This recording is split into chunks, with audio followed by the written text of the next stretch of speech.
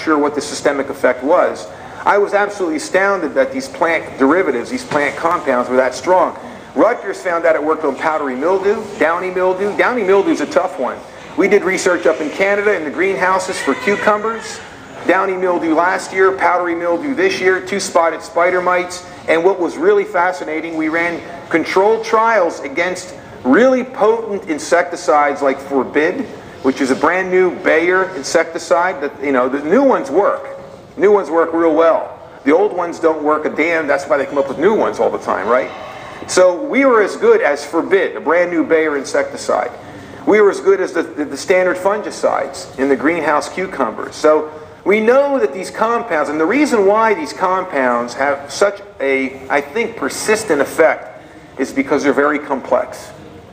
The molecules are vast and complex. If you take a drug, let's say penicillin, it's a very simple, relatively speaking, molecule. So it's very easy for pests, in this case bacteria, to build resistance against a simple, relatively speaking, substance. You take a compound like I'm talking about that comes from plants, molecularly speaking, they're incredibly complex. Now, moreover, the pest has a lot of target sites on the cell membrane. There's many, many target sites. So when you juxtapose the numerous target sites on the cell membrane of the pest with the numerous molecular structure of the substance that you're using, the possibilities of resistance become nullified. They don't build resistance. Not surprisingly, that's why plants in the wild are still here.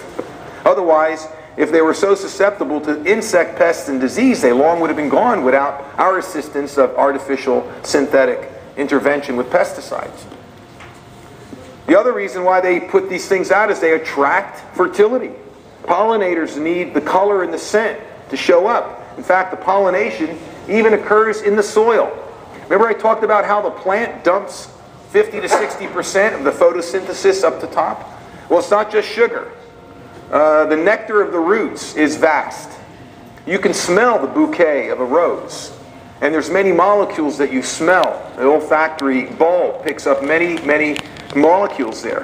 When you dump all those photosynthesis up on the top, dump it down on the root, those guys, which inoculate 90% of the planet's root systems, the mycorrhizal.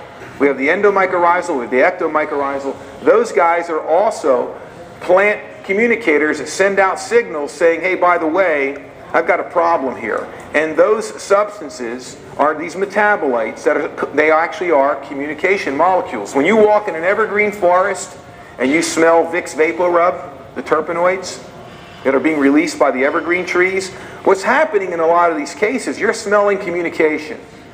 Trees are constantly communicating with other trees, downwind and upwind, based on the emissions that come out through these volatile substances. You are smelling language.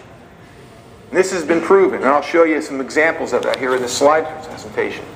There's hundreds of thousands of these pollinators.